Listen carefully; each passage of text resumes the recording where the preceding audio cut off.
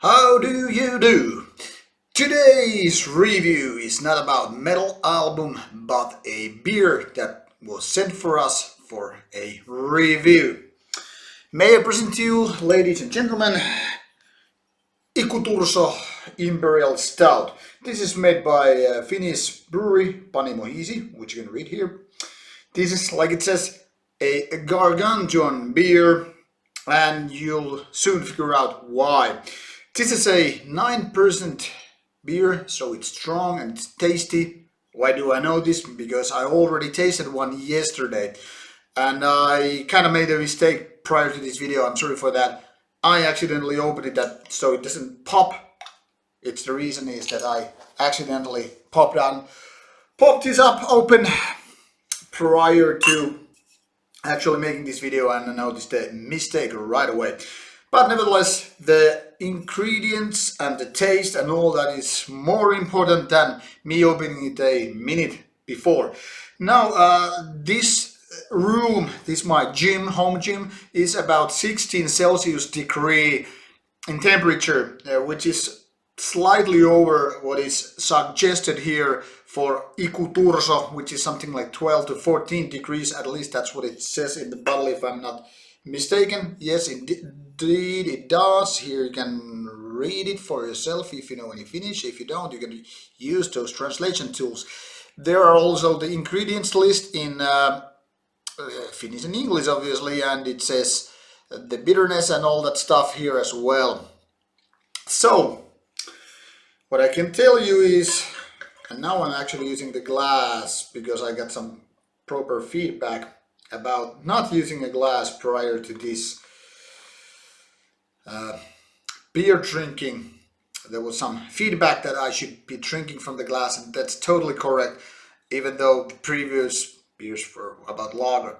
Now, so we have some Imperial Stout here, and as you can see, it's very dark. It's giving this nice reflection. You can see my webcam and all the weird stuff there. So as you can see, this is very dark, kind of similar to, say, some normal stouts, even some porters, coffee obviously, and all that stuff. You can see nice foam forming there.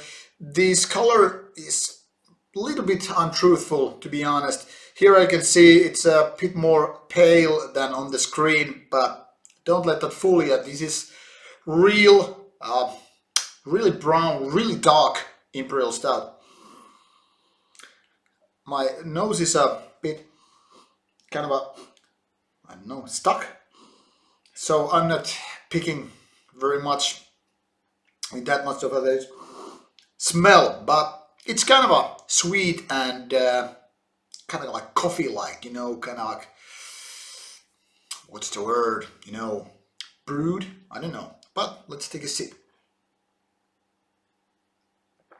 Now, this is somewhat more warmer than what I had yesterday, and I made this intentionally to kind of make comparison between my yesterday's experience.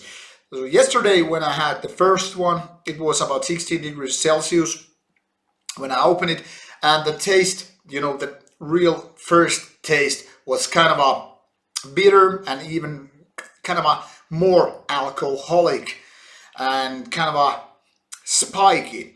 When the beer actually was there for a while, I had a glass and I was drinking it very slowly, kind of let the air seep into the beer here.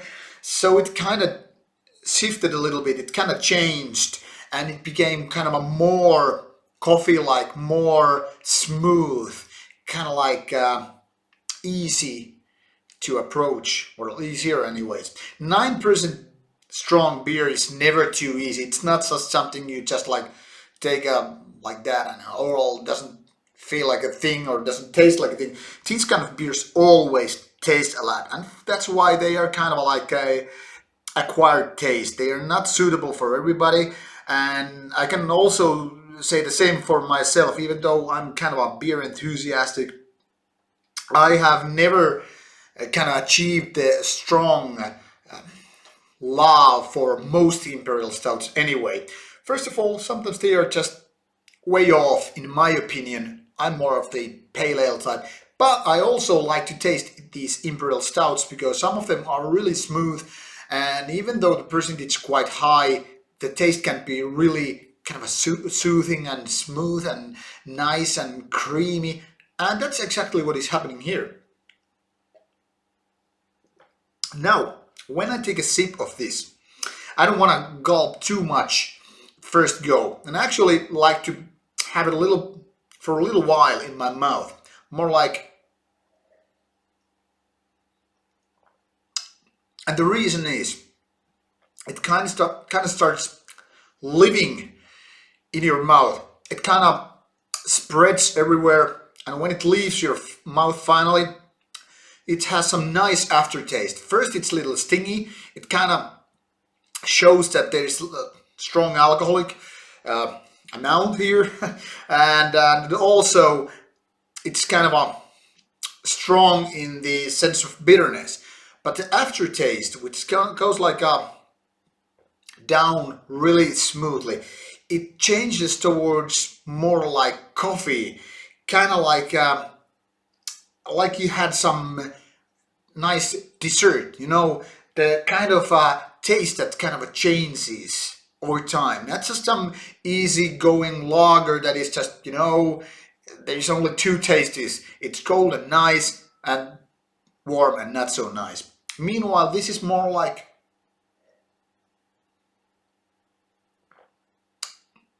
a miniature trip.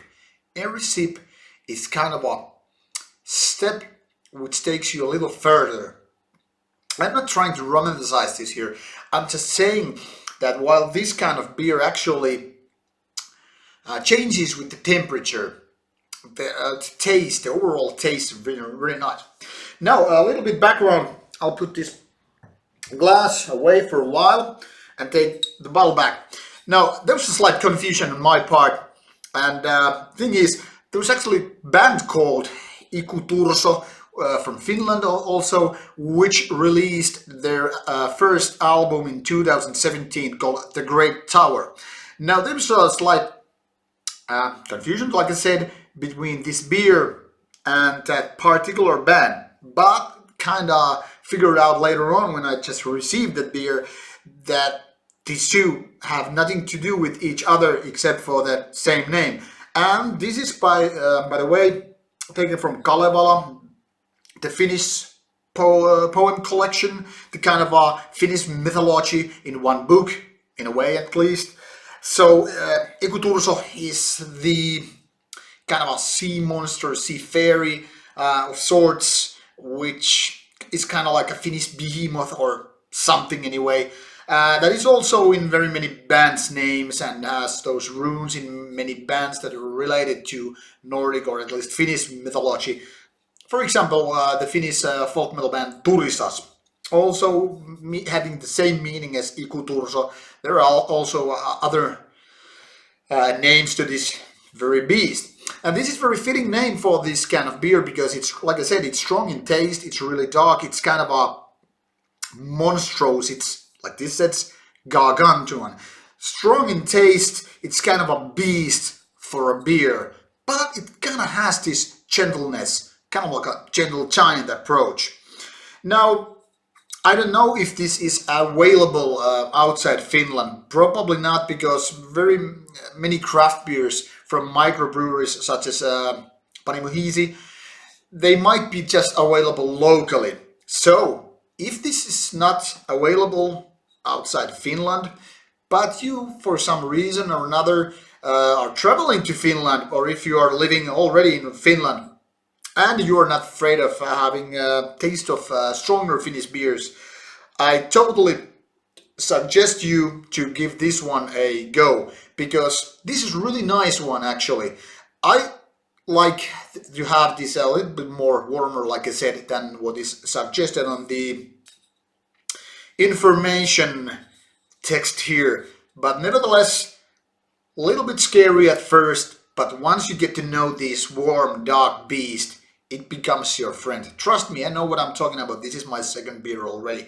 So check out the band, check out the beer, mix them together, or like it was suggested here, enjoy some Sibelius music, you know, the classical bombastic stuff, and having a go with Iku-Turso beer.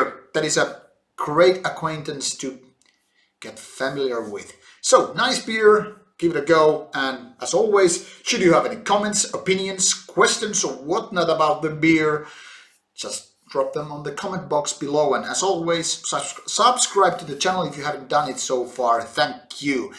This is all from me, coming back with more reviews later on. So, see ya, and as always, stay metal.